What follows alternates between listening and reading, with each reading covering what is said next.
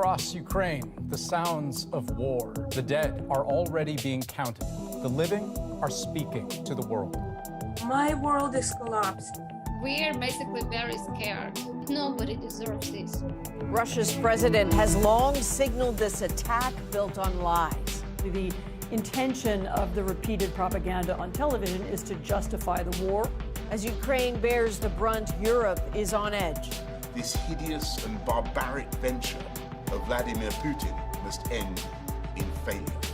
Tough talk from leaders, but what will they do? Is it enough? We're imposing further severe sanctions. Canada has a stake as a democracy, and because so many here are worried about loved ones there. Knowing that they all possibly can die today is unbearable. We know the cost will be high and the innocent will pay. What we don't know, how will it end? This is The National. And this is the Ukrainian capital, Kyiv. Early morning, still wrapped in darkness as Russian forces advance. Good evening, I'm Adrienne Arsenault. And I'm Andrew Chang. It is already early Friday in Ukraine, and people there are bracing for another round of bombing, another round of shelling.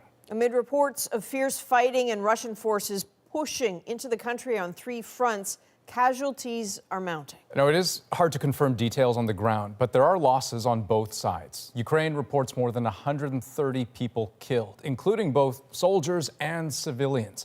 Parts of Ukraine are choked in plumes of smoke, homes shattered by shelling, civilians wounded, some mourning their loved ones, with soldiers dying on the ground. While in Kyiv, as the fighting gets closer, people rush to evacuate. So tonight, The National has full coverage on both sides of the border, from Ukraine with Margaret Evans in Kyiv, from Russia's east with Briar Stewart in Rostov-on-Don, and we have the world's reaction. Katie Simpson will bring us Washington's response. Ashley Burke is in Ottawa with Canada's plan. So let's begin, importantly, with Margaret in the country now fighting back a full-scale invasion. So Margaret, clearly you're inside. Walk us through what's happening. Well, I'm actually in the lower parking garage of the hotel that we're staying in. We had really from early evening some warnings and of a potential airstrike starting around 2:33 in the morning. It's been quiet so far. I'm speaking quietly because there are about, there are a few dozen people down here sleeping. Others are drinking coffee. It's about the third time today that we've had alerts to go down into the shelter. Other people, around the city, we've seen some people sleeping actually down in the metro because they feel safe there. They are very, very deep here. That's basically why we're here. There is martial law in the country. There's also a curfew in Kyiv. You can't go out after 10 o'clock and you have to stay inside until 6 a.m. So, it sounds exhausting, that sort of level of stress for the people there. What about Ukraine's leadership? How is it responding now? Well, along with this incredible multi-fronted invasion, we are hearing more and more that what people think, what analysts think is about to happen, and intelligence, in fact, the U.S. Secretary of State talking about it as well, that Vladimir Putin, what he wants to do is to actually take out the leadership, the president, Volodymyr Zelensky. So there's that pressure on them. He today was actually, again, trying to shore up public support and opinion for the war effort. He talked about a new Iron Curtain coming down in the country. He also called up a general mobilization. A few days ago we had reservists called up, but now we're having men of fighting age being called up. That's the reaction so far. All right, Margaret, thank you. We know no one there is sleeping. Look after yourself. Now we're going to link up with Briar Stewart, who is in Rostov-on-Don. That's in Russia, near the Ukrainian border. Briar, can you tell us what you're seeing there? Well, Andrew, it appears the troops and the equipment that we'd seen gathered here this week have all headed into Ukraine, but troops are still amassed on the border north of here and to the southwest in Crimea, and it appears that the invasion is already having an impact on Russia as well. Anti-war protesters marched in dozens of cities across Russia, chanting, "No more war." Putin must stop it, said this protester. What should we do about it? I don't know. The only thing we can do is say that we disagree. The crackdown was swift. Russian media say more than 1,700 people were arrested. But while police may have restored peace to the streets, markets have been harder to calm. The Moscow exchange suspended trading after stocks plummeted 33%, one of the largest crashes in the history of markets anywhere. In a meeting with business leaders, Russian President Vladimir Putin insisted the military operation was necessary. They left us no other option, he said. They've created such security risks that we couldn't react differently. In Crimea, annexed by Russia in 2014, now a new front line in the invasion of Ukraine. It's a message met with newfound fear and doubt. I know people that are vote for Vladimir Putin, and now they are shocked because they vote for stability and they got war. So Breyer, I mean, very clearly here, we're seeing signs of deep unease among some Russians. How is the government responding? Well, I would say that the Kremlin and the state media are working in overdrive, Andrew, to try to control the information and disinformation campaign. In fact, Russia's communication watchdog has put out a rule where Russian media can only use information coming from the Russian government to report on this story. So they can't be using information from Ukraine or Europe or the US. And if they do break that rule, they could be fined $60,000. So that's a very steep threat to try to control the information people are hearing. Wow. Okay, Breyer, thank you very much. Okay, so let's pull back for a moment, take a look at the wider movements of Russia's military and where things stand now. Here with a bird's eye view of just what has transpired over the last day or so is David Common. Hi, David. And Adrienne, I want to start with speed and size. 190,000 Russian troops and their proxies coming from Ukraine's northern, eastern, and southern borders. Mass military movements across Crimea, which Russia, of course, annexed in 2014. It's been conflict ever since then. Russia is moving fast in an operation that would have taken many months to plan. As they crossed over the border early Thursday morning local time, cruise missiles, rockets, and artillery struck 25 cities, according to Ukraine. Let's look at some of the bigger ones. Explosions heard from Kharkiv and Luhansk, that's in the east, all the way to Lutsk and near Lviv in the west, near the Polish border. Russia says it is targeting military installations, destroying at least 70 so far, like this radar array in the key city of Mariupol in the southeast. It's a land corridor from Russia. There is resistance, like at the airport in Hostomel near Kyiv, where Ukraine says its forces tried to stop helicopters with Russian troops from landing. All of this is an attempt to cripple Ukraine's Western-trained and supplied army.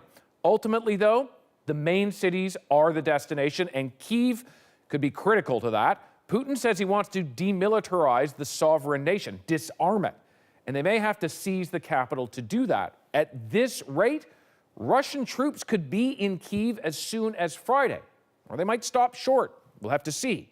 Remember, Russia had this week just recognized the independence of Luhansk and Donetsk and ordered its troops in to protect those regions. But what is happening now is way bigger. It is all of Ukraine, the largest invasion worldwide in at least a couple of decades, bigger in troop numbers than even the US-led invasion of Iraq in 2003. But as Iraq taught us all, it's one thing to invade and another to occupy. Okay, thanks very much, David. Now, to help us sort through this very quickly moving story, Irvin Student will be with us throughout the hour. He is the editor-in-chief of Global Brief magazine. Irvin, militarily, I mean, game this out for us. What is the objective here, and how long will it take Putin to achieve it? We don't know the objective, in truth, Andrew, but it will take a while to achieve any political objective. The military objective might be achieved in the next couple of weeks. Occupy principal cities, defang the military, decapitate the political leadership in some instances, and then the difficult task would be to impose a political structure on Ukraine, whatever it is that the Russian leadership fancies. So, Irvin, I'm thinking about those people who are in the subway right now, hiding in the parking garages, wondering about the next few days specifically. What's your sense of what we're likely to see, and who will be picking up arms in Ukraine? I think Ukraine has a very large army by now. We underestimated in the West. It's been fighting a war on the Eastern Front for the last 7 or 8 years. It's quite motivated. The population has a historical military bent, much like the Russians, so it's Slav on Slav, and they know one another, and in personal terms. So it won't be an easy occupation, even if the tactical military victory is reasonably swift. So they have a fighting capacity amongst the men. They will have mobilized. It will probably be guerrilla warfare and urban warfare as things proceed in the coming weeks.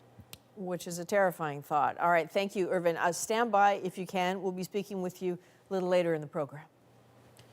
Now, with the Russian military on the move, Western powers are imposing additional sanctions on the country. The goal, to stop Russia's aggression before it spills past Ukraine's borders. Katie Simpson lays out the day's moves. The West is making good on its threat to fight back, taking aim at Russia's economy. Putin chose this war, and now he and his country will bear the consequences.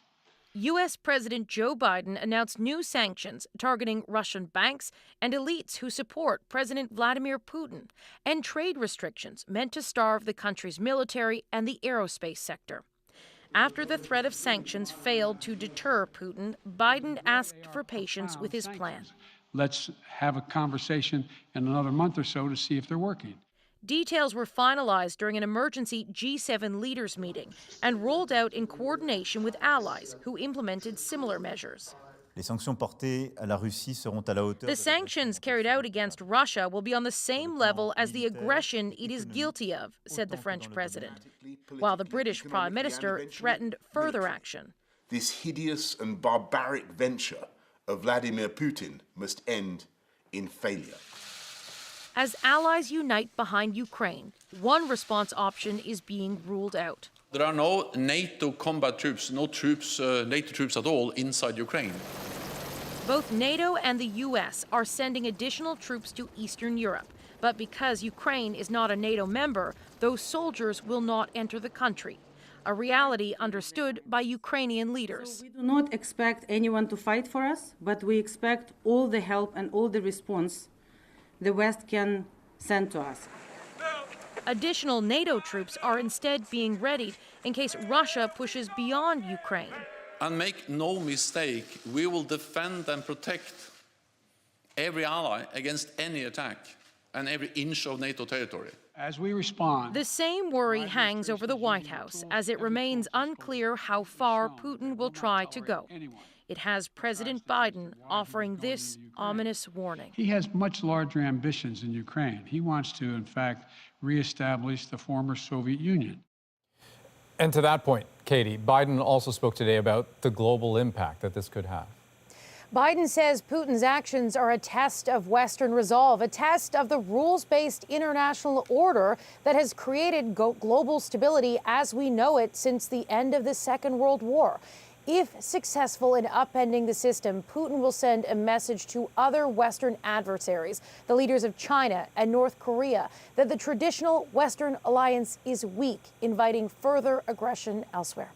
Andrew. Katie Simpson in Washington. Thanks. Now, Canada was also part of that coordinated rollout of new sanctions targeting Russia's economy. But as Ashley Burke explains, some are already saying this country needs to go much further. Canada calls it a barbaric attack on democracy, the rule of law, and freedom. Now is the time for us to be strong as we support our friends and family in Ukraine. Canada's Deputy Prime Minister fiercely proud of her Ukrainian roots, laying the blame on President Vladimir Putin. Today, he cements his place in the ranks of the reviled European dictators who caused such carnage in the 20th century. That as Canada cements its united front with its G7 and NATO allies, announcing another round of sanctions against Russia, the second this week. Any individual country can only have so much of an impact, particularly Canada, that doesn't have huge trade with Russia. Still, what exports it does have, Canada is now halting. Hundreds of permits are now being cancelled, and it is worth more than $700 million. The government's also now going after Putin's power base, freezing assets of the Russian elite. These sanctions will target 58 individuals and entities, including members of the Russian elite and their family members, as well as the Wagner Group and major Russian banks, among others. Putin's Minister of Defense, Finance, and Justice will also be sanctioned, but Ukraine says it's not enough. I'm afraid the specific focus, personal sanctions would not work at all, because Putin and his cronies do not care about collateral damage, about the oligarchs, about regular Russian citizens. Experts say seizing the assets of Russian elite would hurt Putin more, and that's not something Canada's doing. That will really get his attention, because we're talking about hundreds of billions in foreign holdings, including some 250 billion of Putin's own money that are sitting in bank accounts around the world. So, Ashley, practically speaking here, how could the government seize the assets?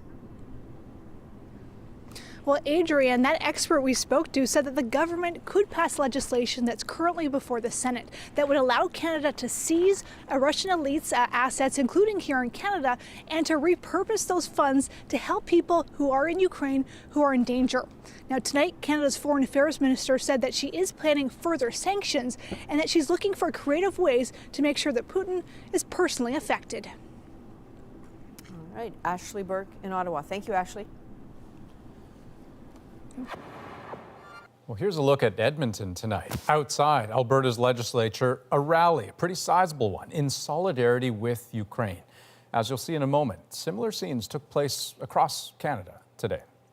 Outside of Ukraine and Russia, the world's biggest Ukrainian population lives here. And as Cameron McIntosh tells us, both the Ukrainian and Russian communities are watching very closely developments back home to see what happens next. Привет, Mom. Varvara Shmigulova can still reach her mother, at least for now. She's saying that 18 of the big Russian aircrafts is already in the air. Russian forces, she says, are getting closer to their entire family. Knowing that they all possibly can die today is unbearable. An invasion, Shmigulova says, was long feared, but stunning in its audacity.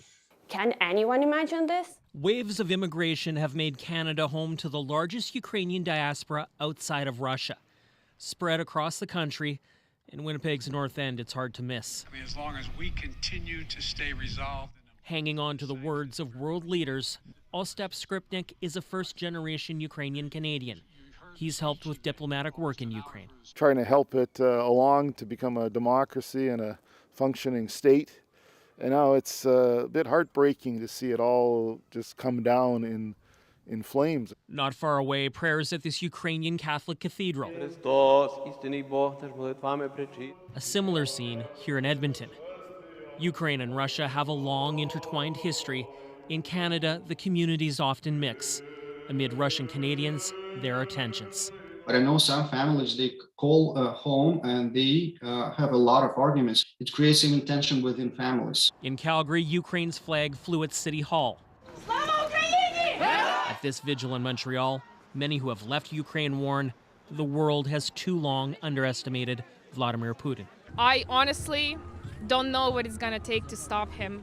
It isn't just a Ukrainian problem. It isn't just a Russia-Ukraine conflict. It's a global conflict. Beyond sanctions, there are emerging calls within the Canadian-Ukrainian community for Canada to take on a humanitarian role, to once again open its doors and its arms. Cameron McIntosh, CBC News, Winnipeg.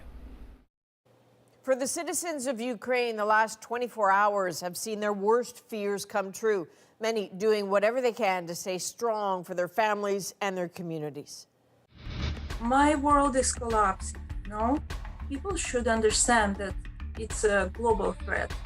Up next, more stories from inside Ukraine, living in a country under siege. Plus, what Vladimir Putin is telling Russians about the attack. What he wants to say is that the Ukrainian people, they are good people. In fact, they are Russians like us. And they need to be liberated from this horrific regime. The propaganda the Kremlin is using to justify the invasion, and a little later, how the conflict could ripple across the global economy. We should expect that we're going to see higher prices at the pump and potentially higher prices at the grocery store. Coming up, what the impact could be here in Canada. We're back in 2.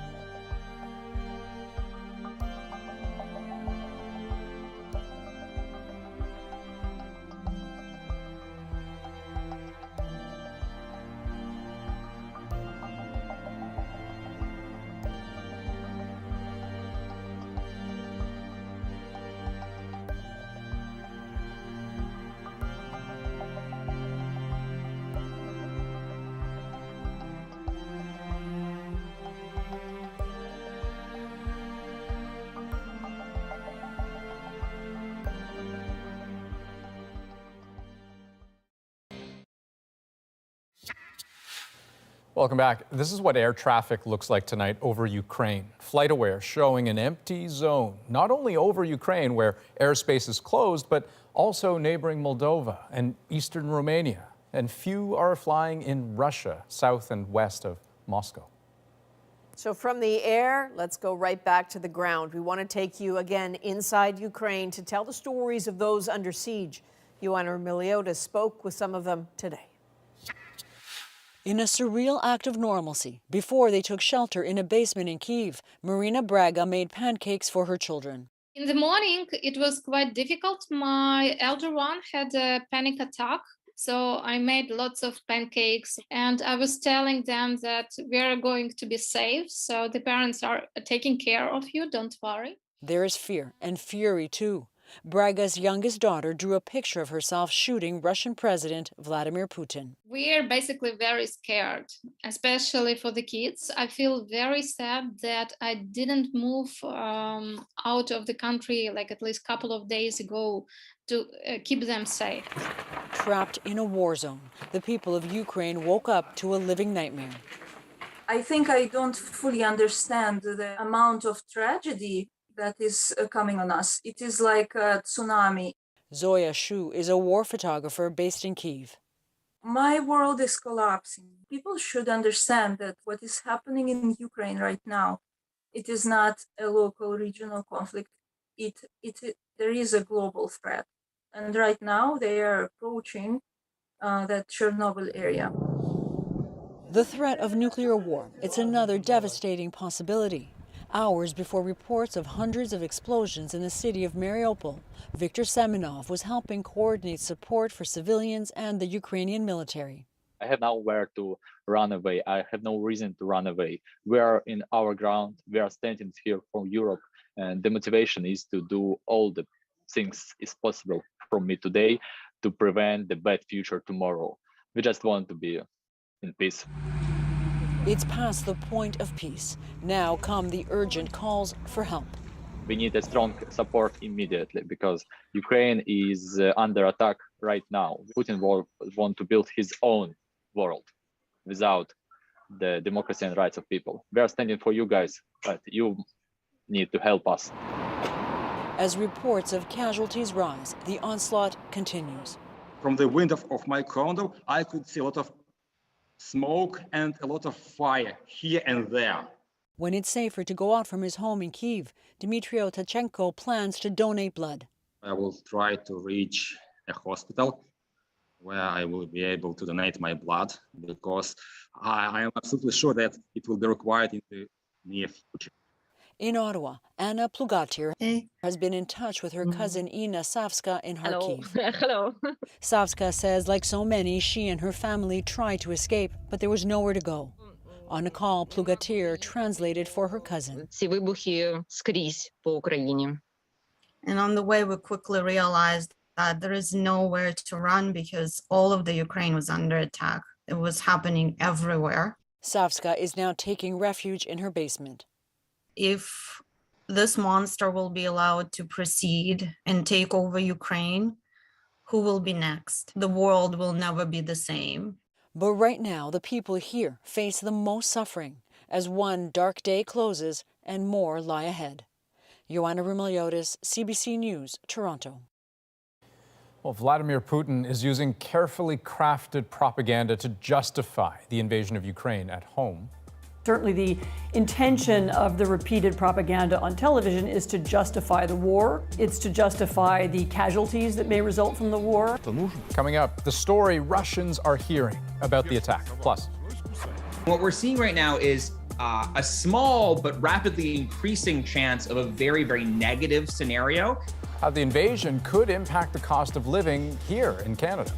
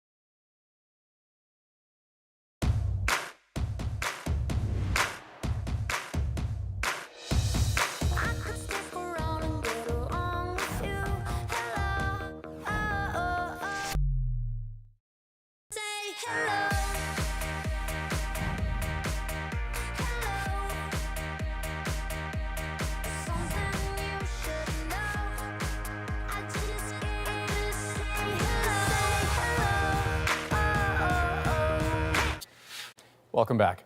As Russia plotted its invasion of Ukraine, Vladimir Putin's propaganda machine went into overdrive. It's responsible for a steady drumbeat of disdain for Ukraine's leaders, sent far and wide by the country's compliant TV news programs. Terrence McKenna shows us the power of lies told over and over. Vladimir Putin has closed down almost all the independent TV outlets in Russia, stifling any dissenting voices. Instead, Russians can watch a niche channel called Star TV that is owned and operated by the Russian military, which provides elaborate coverage of Putin's visits to military bases to witness displays of Russia's overwhelming firepower, all accompanied by the breathless commentary of military correspondents.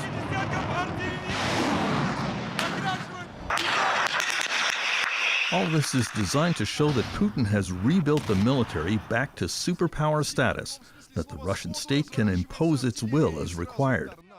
At the same time, Putin started laying the groundwork for his present Ukraine offensive with a softer approach to propaganda. It began last July with an astonishing 5,000-word personal essay in Russian newspapers that reviewed 1,000 years of Russian history, from the time of Saint Vladimir, founder of the Russian Orthodox Church.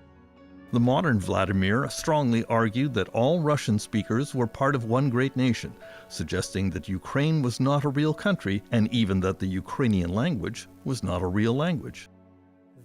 Konstantin Egert, a Russian journalist living in Lithuania, was taken aback by the Putin article. And what we saw happening in the last months actually only proves that Putin, with his Ukraine article, was not joking. He was not just musing about old history. It was his warning to Ukraine and to the world.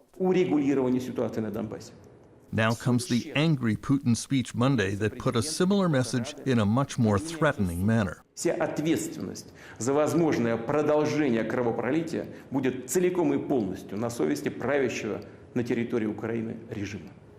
American Anne Applebaum has written numerous books about Russia and Ukraine. Putin's speech was an ahistorical rant, a kind of very strange and very convoluted version of Ukrainian and Russian history, which was designed to demonstrate to a Russian audience that Ukraine doesn't exist, that it's not a country, it's not a real country, and it can be eradicated. One of the recurring themes from Vladimir Putin, constantly repeated on Russian TV, is that the present Ukrainian government, despite being led by a Jewish president, Volodymyr Zelensky, is somehow a pro-Nazi regime.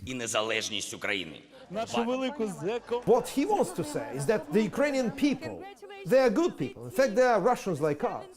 And they need to be liberated from this horrific regime which is run by the proto-Nazis in cahoots with the West. That Nazi theme is picked up on popular Russian programs like this one on the most popular channel, where host Vladimir Zolovyov treats his Ukrainian guests with undisguised hostility. Идиоты!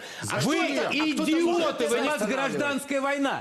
Зачем нам останавливать, если на наших глазах ваша нацистская дегенеративная власть разваливается? Most Russians believe that the West and Ukraine are to blame for the current crisis, probably up to 60%. And this is a result of a constant stream of propaganda programs over the last 8 years on Russian television. Mr. Putin picked up another of his favorite themes in his recent press conference with the German Chancellor Olaf Scholz, that the Ukrainian government is exterminating Russian speakers in eastern Ukraine. То, что происходит на Донбассе сегодня, это и есть геноцид. Спасибо. Well, Putin is using one of his traditional devices. He tells a blatant lie to the face of a Western leader, knowing that this is a lie, and knowing that the leader knows that this is a lie. And then he tells whoever it is, Scholz or Biden or Boris Johnson, disclaim it. Explain why it's not so. Once again, the Putin genocide theme is given a loud echo from his acolytes on Russian TV. Мы что должны ждать? Пока там будут концлагеря? Пока они газом будут травить свое население? Certainly the intention of the repeated propaganda on television is to justify the war. It's to justify the casualties that may result from the war. It's to make Russians feel that they are fighting a mortal enemy rather than a neighboring country that has not attacked them. Occasionally, the propaganda masters demand a Russian invasion of Ukraine and extermination to follow. 8 лет выкармливаем бешеных собак, гладим по шерстке, разговариваем с ними и думают, что они нас не искусают. Но бешеная собака, она все равно искусает, если вы ее не усыпите. Many Putin analysts believe he is determined to turn Ukraine into a failed state because if democracy proved a success there, it would lead to pressure for real democracy in Russia and his removal from power. If it becomes a prosperous democracy and member of the Western Club, member of the EU and NATO, then it will give a lie to the Kremlin propaganda. Could that be Putin's main motivation this week? His fear of a popular uprising in Russia to match the one that happened in Ukraine exactly 8 years ago. Terence McKenna, CBC News, Toronto. Now we have joining us once again Irvin Student, editor-in-chief of Global Brief magazine. So Irvin, it's clear that for Putin and his propaganda machine, the truth is secondary, right, to his overarching ambition. How does the West, or anyone for that matter, reason with a person like that? I think we take him on his own terms. We try to understand his logic. He is working within his framework. We may not agree with it. He's not irrational. He is a gambler. So in the context of this military adventure, which is in clear breach of international law, it will take its course and will have to be swift with a big diplomatic game. That diplomatic game, as I mentioned before, will require huge Asian participation. It will not necessarily be a Western lead and will require some Asian imagination. I'm talking to big countries like China, Japan, South Korea, North Korea. And may I start with Israel. Israel has big networks both in Ukraine and Russia and is respected by both capitals. And they can insert their own logic and rationality and hopefully bang heads together to come to a reasonable resolution. Right. So many other fronts on which pressure could be exerted. Tell me, is there a pattern to the propaganda that we've seen that you think should be, I don't know, a signal to the world of his broader intention here? I think there are key phrases in each speech he gives which betray his intentions. The intentions that were betrayed in his first big speech on this military adventure was what he called the decommunization of Ukraine, which means a negation of 1922 borders. So that means everything is up for grabs within Ukraine on his analysis. More broadly, in Russia, if you control televisions, you not only control what the people think, you control what they say. So that is the key medium, much more than social media in Russia. Irvin Student, very good to hear from you. And we will hear from you once again very shortly. Thanks for this. Thank you. As the world reacts to Russia's invasion of Ukraine today, many have their eyes on another world power. Beijing did not give Russia a green light for this incursion or invasion, but nor did it give it a red light. Coming up, why China could hold the key to what Putin does next.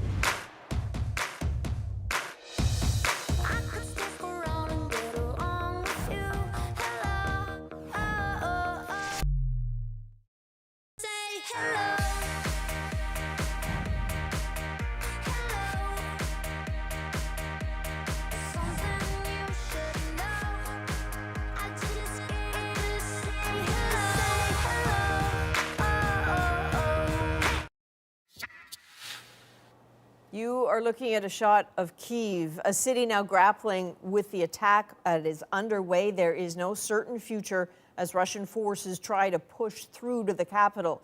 Ukraine has implored Western allies for help to keep those forces at bay. So the repeated talk of sanctions against Russia certainly sounds puffed up and serious, but to the skeptical, it also seems a bit full of hot air. Whatever Western nations threaten, there are realities that cannot be ignored. Russia may be acting like an outlier, but it's in the market for a friend. Is finding a tentative one in an old foe, China. They didn't always agree. China rejected Russia's annexation of Crimea, has been vocal about that. But the disdain both countries have developed for Western nations has brought them together. One hint of that, China's foreign ministry today refusing to call what's happening in Ukraine an invasion. The coziness of the two nations on display at the Olympics just a few convenient weeks ago served a serious and timely purpose for Russia. Beijing did not give Russia a green light for this incursion or invasion, but nor did it give it a red light. Just hours before the opening ceremony, the two leaders met and seemed to make a plan. What came of it was a 5,000-word document declaring theirs a friendship with no limits, especially useful now in the face of sanctions. It is throwing out a life buoy, something that it can hold on to in some areas, and hope that to maintain that connection to Mr. Putin and his government. Consider that Russia currently supplies roughly 35% of Europe's oil and gas needs. At that Beijing meeting, China agreed to buy more of both from Russia over the next 30 years, a $120 billion deal. So if sanctions affect the European market, Russia has a ready replacement. More purchases of wheat are likely to follow. Key, though, will be ensuring a flow of money, something the West is determined to stem. The Chinese development banks are very likely to continue major loans to Russia, denominated in rubles or in the Chinese currency. There are risks here. China has relationships with Europe and Ukraine it doesn't want to jeopardize, has different concerns, but those are China's problems to sort. Putin is in protection mode. He made a useful friend, all the while knowing he was about to make so many others enraged.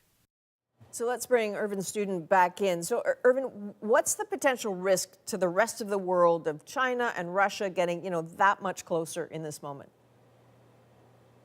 I don't know whether I'd call it a risk. I think we have to appreciate that while in Canada we imagine that the United States is the center of the world post-pandemic is China, whether we like it or not. China is the biggest country in demographic terms, and Russia is the biggest country in territorial terms. And combined, that is really the center of the world. It's the old Eurasian axis, the Eurasian crescent, and they know that extremely well. And we, to their imagination, are on the margins. We have to appreciate that, and then we have to play commensurately. They're very pragmatic between the two. They're less ideological than we might imagine. They have a history of bloodshed and conflict and opportunistic friendship. They have huge borders. Russia, in my view, is the most complex country in the world with 14 land borders and 3 maritime borders. And China is the most powerful country economically and strategically coming out of the pandemic. So combined, they're a formidable force, and we'll have to take them at face value. In a way, though, could China also be potentially useful to pulling Putin back? Absolutely. I think 2 segments ago on the National, I called for Asian intervention. That Asian intervention would be, I think, well received both in Kiev and in Moscow because it is less ideological than we are in the West. Yeah, they are respected by both capitals, and they have cards to play. They have economic cards, they have diplomatic cards. So here I'm thinking about Beijing, New Delhi, South Korea, Pyongyang, Seoul, Pyongyang, and Israel. So those are key Asian countries, East and West, that have cards to play that we don't. Okay. All right. Thank you for sticking with us tonight. Irvin Student, editor-in-chief of Global Brief magazine. Now, the invasion of Ukraine could hit the global economy hard at a time when the cost of living is already going up. Central bankers are going to be more concerned about this further price pressure. Coming up, what it could mean for rising prices here in Canada.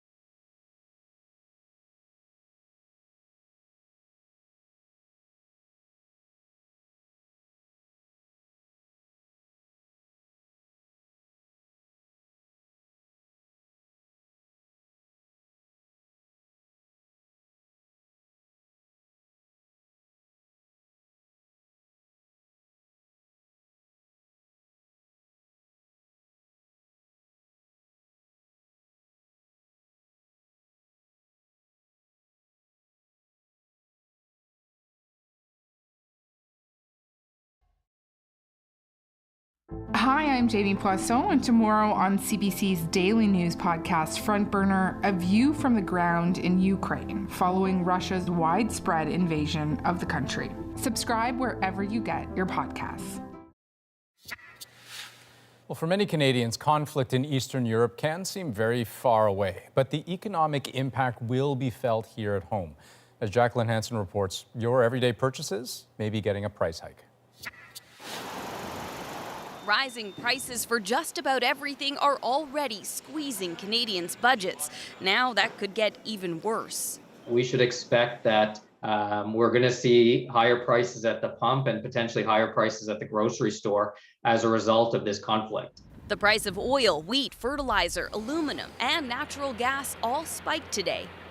Investors are concerned Russia's production and exports of those commodities could be disrupted. There's also concern Russia could cut off its exports on purpose in retaliation for sanctions. What we're seeing right now is a small but rapidly increasing chance of a very, very negative scenario. While high prices for oil benefits Canadian producers, it quickly leads to bigger gasoline bills for consumers and raises costs for companies that transport goods, including food. All producers of commodities in Canada are right now having a massive payday. On the flip side, it amplifies the pain for our consumers. Ukraine and Russia export a quarter of the world's wheat. Some shipments may already be blocked. Ukraine has reportedly closed ports to commercial traffic. As buyers shift their purchases away from those two countries towards other markets, particularly Canada, the US, and Australia, you're going to see an increase in prices. That might be welcome news for Canadian farmers, but it could add more pressure to prices at the grocery store. Already a major concern for the Bank of Canada that's expected to start raising interest rates next week to help curb inflation. With inflation already so high, central bankers are going to be more concerned about this further price pressure. The full economic impact in Canada and around the world will depend on how far Russia's invasion goes and how long it lasts. Jacqueline Hansen, CBC News, Toronto. And let's take another look at that live shot of Kyiv, an uneasy capital tonight. Russia's invasion has drawn the attention, of course, and the anger of people in many countries. We'll show you some of that just ahead on The National.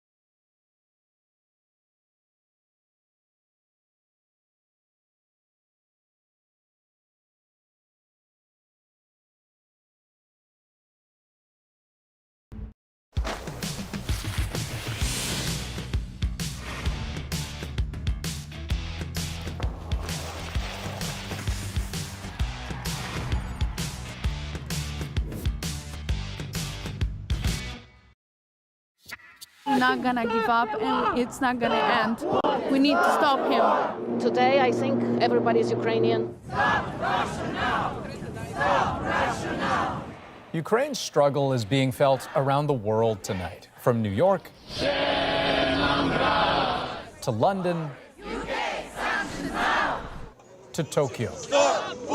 Ukrainian expats and supporters with messages of solidarity and protest, anti-Putin and anti-war messages peppering the crowds, some calling for their own governments to take a harder line with Russia. Many simply there to show support with the people of Ukraine. And it might be hard to imagine what people there in Kyiv are feeling right now, the dread, the uncertainty, seeking cover in basements and subways, wondering whether they will have a country or a future by the time this finally ends. That is the National for February 24th. Good night.